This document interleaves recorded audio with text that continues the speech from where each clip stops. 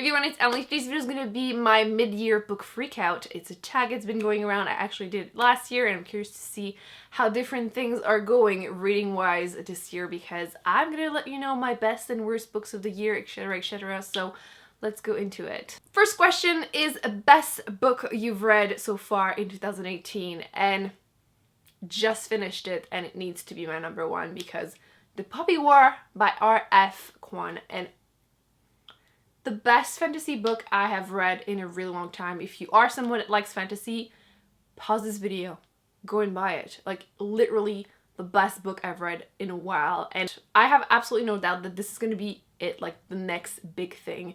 It's like in between YA and adult, so I feel like it's very accessible to everyone, and it's very epic. It's the first book in a trilogy. There's like magic in there. There's obviously a school setting, which is just awesome. The characters are complex, they're interesting, they're flawed, and there's no romance, which is like so exciting.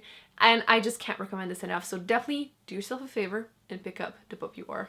Question number 2, what's the best sequel I've read so far in 2018? And to be honest, I'm really bad at finishing series, but damn am I good at starting them, because I've started so many so far this year. But I only completed a couple this year so far, and a few were actually disappointment, but the best one I've read was Leah on the Offbeat by Becky Abertelli. It's actually a YA contemporary romance. Actually, a girl loves girl, which there's not enough of. And it's actually the second book. The first one was no, that's the movie, Simon versus the Homo Sapien Agenda, which is great because it's in the same universe, it's super cute, it's fun. Like I said, it's a YA contemporary, so it's quite fluffy, but there's still some interesting topics in there, and I can't recommend it enough. If you are looking for like the perfect summer read, this is it. Question number 3, what's a new release that you haven't read yet, but you want to? And there are quite a few, actually. I do want to read My Plain Jane, actually. But I think, oh, actually, I haven't checked if it's out yet, but I want to read the third book in the, is it Wayfarer trilogy by Becky Chambers. I am dying to read this. Actually, let me just double check if it's out, because I feel like it should be out anytime if it's not yet. It's Record of Spaceborne Few, and it is coming out 26th of July. You know what? I'm counting it anyway. It's not technically out yet, but it's going to be at the end of the month. And I'm dying to read it. I feel like I've seen a few people having it as a, I don't know if they received it as an ARC or something, but like I keep seeing it everywhere and people reviewing it, and I'm like, oh my god, let's go and buy it. And it's not out yet. So I've been like dying for like the whole year so far trying to get my hands on it and read it. So yeah, I'm counting it. I am dying to read it. It's the third book in that series. They're technically companion novels, but I would still recommend reading them in order. But if you haven't read it yet, the first book is The Long Way to a Small Angry Planet. Actually, I have them right here, so clearly I do love them. And this is such a like character-driven sci-fi. It's super accessible. If you haven't seen it, actually, I did do a video about a beginner's guide to sci-fi, so if you're really intimidated, you don't know where to start, I recommend everything in there. And if this is perfect if you are someone that usually reads more contemporary, you're really scared.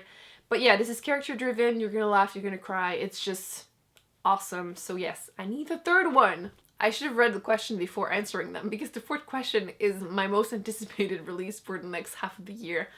I'm still sticking to what I said. I'll choose something else. See, to compensate, I'm gonna mention 3 because why not? More info. The first one is Vengeful by V.E. Schwab, which is gonna be the second book in the Villains. The first one was Vicious, and I did really enjoy that one. And actually, this one is coming out possibly at the end of September. So that works. It's towards the end of the year. Another one I'm really dying to read, and I didn't know until obviously I had posted my video at the beginning of the year about my most anticipated read of 2018, but I really want to read Dance of Thieves by Mary E. Pearson. It's in the same universe as the Remnant Chronicle, which was so good. If you like fantasy romance, definitely recommend it. I just could not put it down.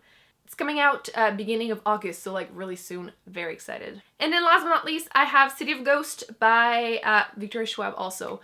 And this is also coming out in August, but 28th of August. And it's a completely new series from her. I love her writing, so I don't even really want to read too much of what it is about. But I know it is about like ghosts and everything.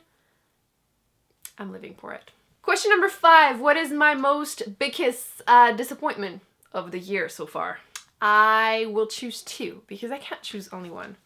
Let me grab them. They're actually in this box, which is my unhaul box. If you haven't seen it, I did a huge unhaul video, and there are two that I absolutely despised and I actually gave 1 star to, and that's saying a lot. First one, for some reason I can't find, and I'm sure it's like directly in my face, but it doesn't matter. I'm just going to show you the cover. It is Run by Blake Crouch, and I had loved Dark Matter by him and the Weirwood Pines trilogy, and I wanted to read more from him, so I picked up this book. It's a like post-apocalyptic book. It's really fast-paced thriller, and I was really excited about it, but unfortunately this was like, I believe I gave it 1 star purely based on my anger, but it just was so poorly written. The dialogues were so cringy, and long story short, people that saw a Aurora Borealis in the sky kind of go crazy and try to kill everyone else because they haven't had that like enlightenment. And you get not a lot of explanation about the whole thing, but you know, you go with it.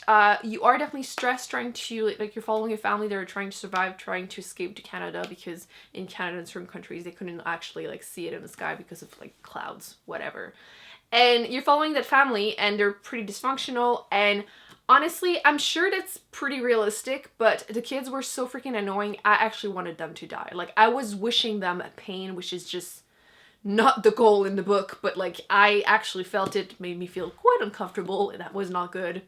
And I just hated it, and spoiler, but not really, there's no explanation at the end. You're just left being like, what the hell did I just read? Like, it was just not good, so definitely do not recommend it. That was definitely my biggest disappointment because I had enjoyed his other books. But yeah, the writing, the characters, the dialogues, just horribly painful. And the other book, I actually ended up DNFing it, which I don't do that often. Like, DNFing angrily a book. Like, if I'm bored, it's one thing, but angrily, not often. And it is Altered Carbon by Richard Morgan, which is a TV show which I still have yet to watch. And everyone was mentioning this because it is a sci-fi. And I'm realizing that I really despise whenever a book is weirdly sexual for absolutely no goddamn reason. That's just annoying me. Like, I don't read like erotica, and even then there would be an explanation, obviously, if it's sexual when it's the goal of the book, but this was just so pointless. Like, you're following this main character and he has just been basically shipped into like a clone body, so obviously sure, hormones and everything, but it's just so pointless because he is sent there to figure out a murder. He is interviewing the wife of the deceased man, but in that universe, whenever people are rich enough, they just switch bodies, so it doesn't really matter. It's just that he doesn't remember what happened. So he's not technically dead, but still, her husband died. The first thing he thinks about is her freaking boobs. You have like the word boobs like 3 times in 5 pages, but you also have the explanation that his dick is getting hard twice in those 5 pages, and it's just so ridiculous. You're interviewing her about the death of her husband. Really? Really? So yeah, I DNF'd it at 100 and something pages whenever a really ridiculous, pointless, and awkward sex scene happened. I was just like, why am I doing this to myself? Like, I think what annoyed me is that this book is like weirdly sexual and violent, kind of almost to compensate for the lack of like plot or just substance. At least that's how it feels like. I feel like people might get really angry because people get really angry about these things, but like maybe there's more towards the end, you know, because I read like a quarter of the book, but I just was not interested in seeing the rest, and I was disappointed because I had heard that book mentioned quite a bit, and there's quite a few reviews that are positive on Goodreads, but I was not one of them, so going back in that box, because I feel like a lot of people get really angry when I say these things because they're like, oh, you're getting sex and sexiness, and I'm like, no, it's just badly done. Like, it just really sucks. So yeah, that was question number 5. Question number 6, biggest surprise. To be honest, I don't read books hoping I'm gonna hate them, so that kind of reduces my possible winners here. Oh, I know what to choose. I picked up kind of on a whim The 7 Husbands of Evelyn Hugo by Taylor Jenkins Reid. I went into it thinking like historical fiction. Like, I thought it was like literary fiction, and turns out it kind of reads like a chick lit, but in a good way.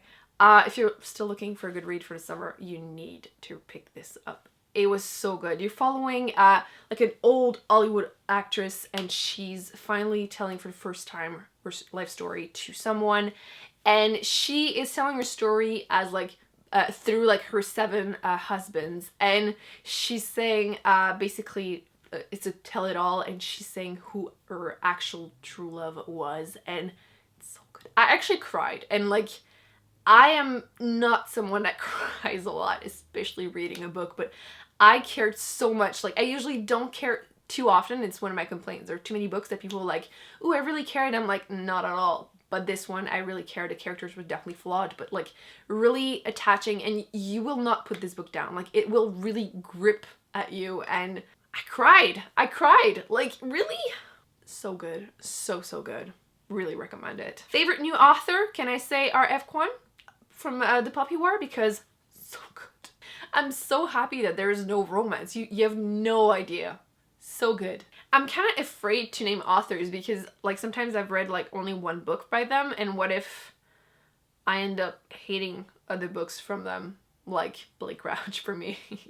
But to name a few other ones just for fun, I do also enjoy Michael Crichton. I did read the Andromeda's Strain, and I'm planning on reading more books by him, so he's more of a like a sci-fi kind of, I always say dry writing, see that's the experience I've had with this book, but I'm planning on reading a few of his other books, so I'll be able to update you about it. But if you like hard sci-fi, I definitely recommend this. And I also really liked The Humans by Matt Haig, and I feel like from that one book I would feel like he would have become a favorite author, but I'm also planning on reading more by him this year, and I might change my mind.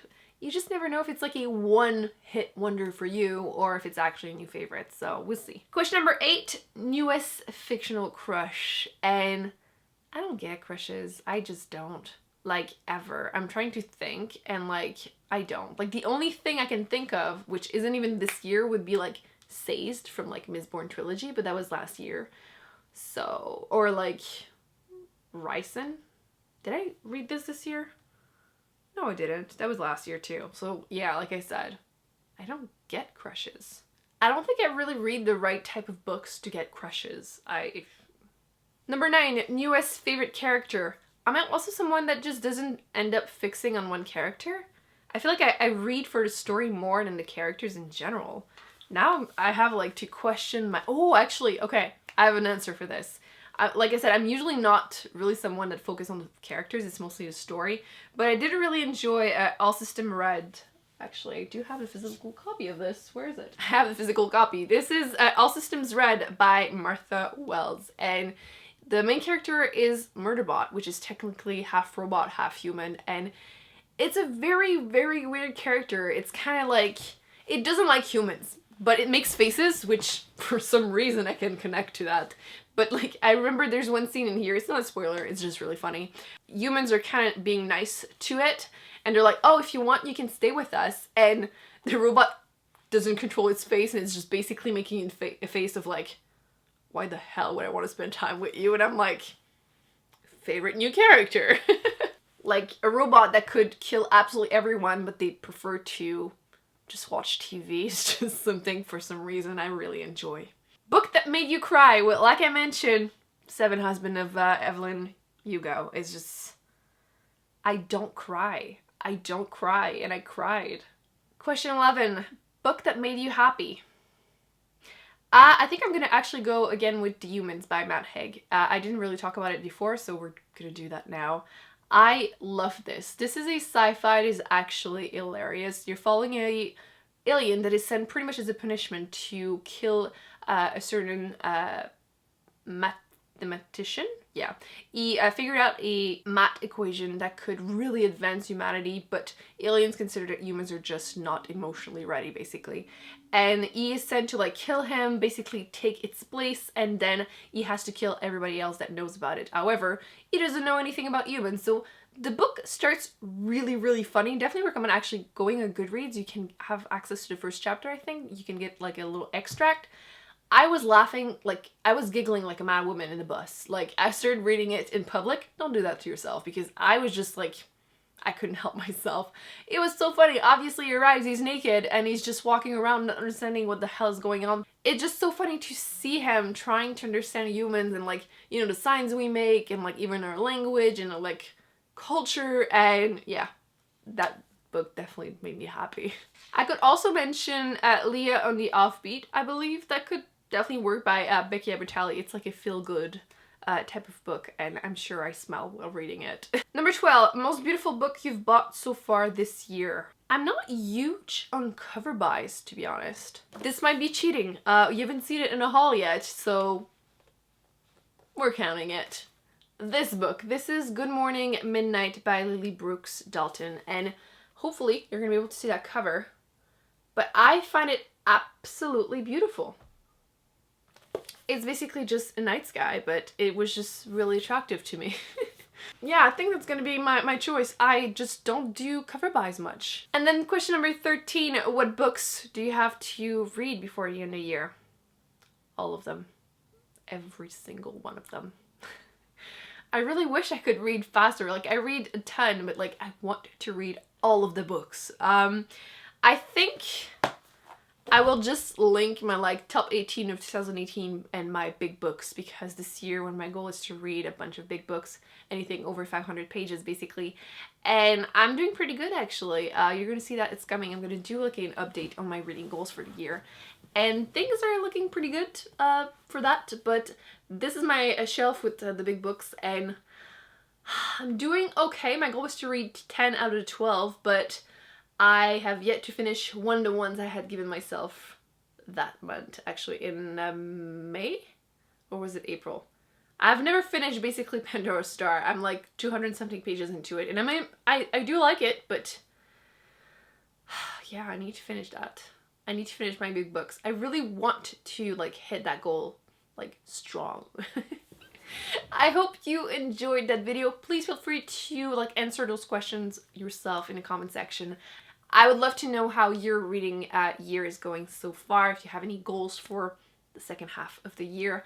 Don't forget to give this video a big thumbs up if you enjoyed it. It helps other people find it. Don't forget to subscribe to miss any future videos. I will be putting on the screen the videos that I've done that I recommend you check out, and we'll see you in my next one. Bye.